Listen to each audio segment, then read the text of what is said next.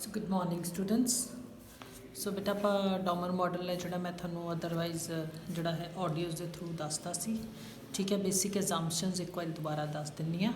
Full employment का level of income होंदा है एडवांसड कंट्रीज़ दे विच। Free economy with no interference of the government. MPS APS के बराबर होंदी है।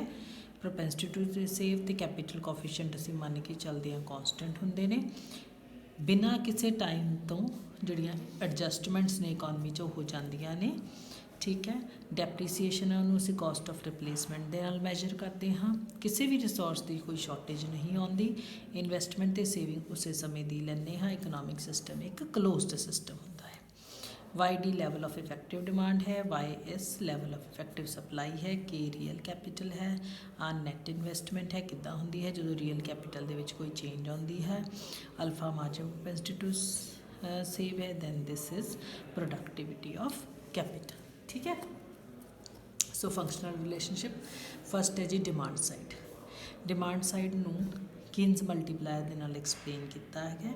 ठीक है, तो डिमांड की है इनकम का फंक्शन है। जो इनकम च बदलाव आता है तो अपने आप इन्वेस्टमेंट के विच बदलाव आता है। इन्वेस्टमेंट को असी मल्टीप्लायर के नाल मल्टीप्लाई करते हाँ तो चेंज इन इनकम निकलती है।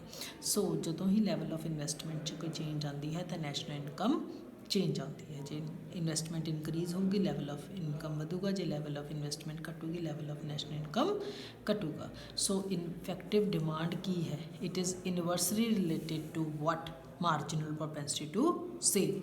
मतलब जे असीं सेविंग करांगे तो मतलब असीं डिमांड नहीं करांगे। ठीक है, सो एनी इंक्रीमेंट जिवें ही मार्जिन प्रोपेंसिटी टू सेव वधदी है उहदे नाल की होगा लैवल ऑफ इफेक्टिव डिमांड घटूगा। मतलब जे सेव ज़्यादा करांगे तो डिमांड घटूगी, जे सेव घट करांगे तो डिमांड वधूगी। सो डॉमर ने इत्थे के कुरीहरा की इक्वेशन की हेल्प लई है कि लैवल ऑफ इफेक्टिव डिमांड किहदे बराबर है 1/अल्फा इंटू आई। यह equation demand side of investment नूं एक्सप्लेन करती है। सप्लाई साइड सप्लाई इन्वेस्टमेंट का फंक्शन है। सप्लाई ऑफ आउटपुट मतलब प्रोडक्शन किहदे उत्ते डिपेंड करती है फुल इंप्लॉयमेंट के उत्ते। तो फुल इंप्लॉयमेंट किहदे उत्ते डिपेंड करती है कि कैपिटल की प्रोडक्टिव कैपेसिटी कितनी है, कैपिटल कितना प्रोड्यूस कर सकती है तो साडे कोल कितनी रियल कैपिटल एग्जिस्ट करती है। इन्हां भी दोनों फैक्टर्स दे विचों जिवें ही कोई इनक्रीज या डिक्रीज आती है उहदे हिसाब नाल ही आउटपुट भी घटदी ते वधदी है। सो सप्लाई साइड ऑफ इन्वेस्टमेंट का की फॉर्मूला है this is your net investment productivity of capital into के रियल कैपिटल। सो जे YD तो YS दोनों आपस च बराबर होंगे। इट मीनस आ दोनों इक्वेशन आपस च बराबर हो जाएगियाँ। 1/अल्फा into I is equal to this productivity of capital into real capital. I जो इधर लिया इनू उधर मल्टीप्लाई करता था साढ़े कोल आई की है it is the multiplication of these 3 components. Real capital होगी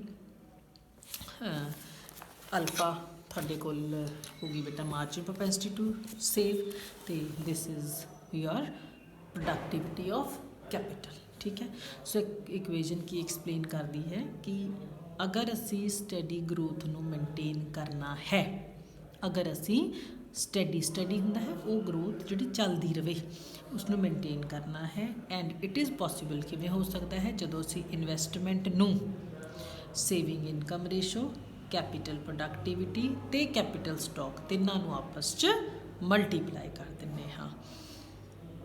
saving income ratio capital productivity ते कैपिटल स्टॉक के तिन्हां नू मल्टीप्लाई करते हाँ तो साडे कोल इन्वेस्टमेंट आ जाएगी। मीनस वो सिचुएशन किहड़ी सिचुएशन होगी जदों असीं इक्विलिब्रियम दे विच होवांगे डिमांड ते सप्लाई आपस च बराबर होणगे।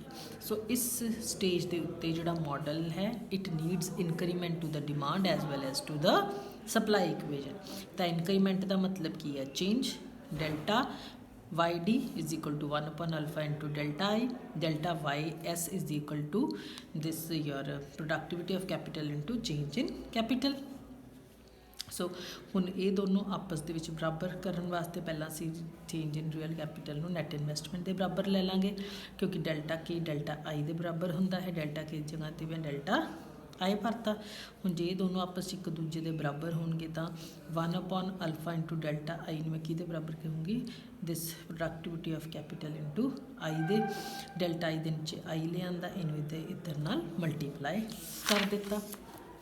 ਸੋ ਬੇਸਿਕਲੀ ਮੇਰੇ ਕੋਲ ਜਿਹੜੀ ਇਕੁਏਸ਼ਨ ਹੈ ਉਹ ਕੀ ਰਹਿ ਗਈ ਹੈ, change in investment to investment is equal to margin of propensity to save multiplied by the productivity of capital। ठीक है, आह उन्हें बेसिक इक्वेशन ली है, कहता ਇਹਦਾ मतलब नैट इन्वेस्टमेंट है वो थोड़ी किदे इक्वल होनी चाहिए है, product of margin propensity to save into productivity of capital. यही मेन कंडीशन जी है थोड़ी वो होनी चाहिए है स्टडी स्टेट की। आ एग्जाम्पल ले लिए बेटा, आही सारिया चीज़ा अपने को दो चीज़ा है ने, वाई अपने को 150 करोड़ है, कहता जे फुल इंप्लॉयमेंट लेना है तो 12% इनकम असी सेव करनी है।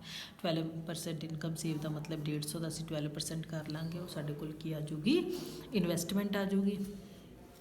हुण प्रोडक्टिव कैपेसिटी है जी वो साड़ी प्रोडक्शन कैपेसिटी है वो साड़ी 25% के नाल इनक्रीज़ कह रहा है आ रही, तो 18 का 25% कर लवांगे। ठीक है, हुण स्टडी स्टेट में मेनटेन करने वास्ते सानू की चाहिए है, जिहड़ा साडा दोनों के रेट ने 25/100 दिस 12/100, इन्हां दोनों का मल्टीप्लीकेशन किहदे बराबर होना चाहिए है, थोड़ा दोनों की इक्वेशन है वो सानू की चेंज शो करूगी कि इन्वेस्टमेंट है जी वो साड़ी 3% के नाल इनक्रीज़ होनी चाहिए, तो ही असी स्टडी स्टेट ऑफ ग्रोथ है जोड़ा उसनू लिया सकते हैं। ठीक है, सो आ डायग्रामेटिकल प्रेजेंटेशन करने की जरूरत नहीं है, इतने तक करके उस तो बाद असी मेन फीचर्स तो इंपॉर्टेंस वगैरह करना है जो मैं थोड़ा थोरैटिकल सारा दसिया सी। ठीक है बेटा, सो थोड़ा जिहा मॉडल्स ने इन्होंने थोड़ा जिहा ध्यान दे नाल किते ना किते रट्टे भी मारने पै जाते होंगे ने। ठीक है, जिवें YD ते YS नू लर्न कर लो, फिर तो इक्वेट करके तो इधर उधर ही करने होंगे ने। ठीक है, उस तरीके नाल इत्थे भी थोड़ा जिहा करके तो हेराडोमर का मॉडल्स ने बेटा थोड़े टफ होंगे ने। क्लासिकल मॉडल ईजी सीगा, हेराडोमर मॉडल मैं थोड़ा ऑलरेडी कहा सी कि हल्के हल्के जोड़े टफ ने, क्योंकि जोड़े वर्ड्स ने इस तरीके दे नाल याद रखने पैंदे ने। ठीक है, so with this your Harrod Domar model is also complete, so we are left with only one chapter in your book, new classical ते सोलो। ठीक है, इन्होंने दोनों च कोई एक मॉडल करना है, मैं देखते हैं किहड़ा मॉडल ज़्यादा इंपॉर्टेंट है, एक मॉडल करवा के थोड़ा सिलेबस है जो वो खत्म हो जाएगा। सो बेटा चंगी तरह के नाल वीडियो में 2-3 बार सुन लेना है, कितने कोई दिक्कत आती है you are most welcome to ask me. So till then goodbye, have a nice time.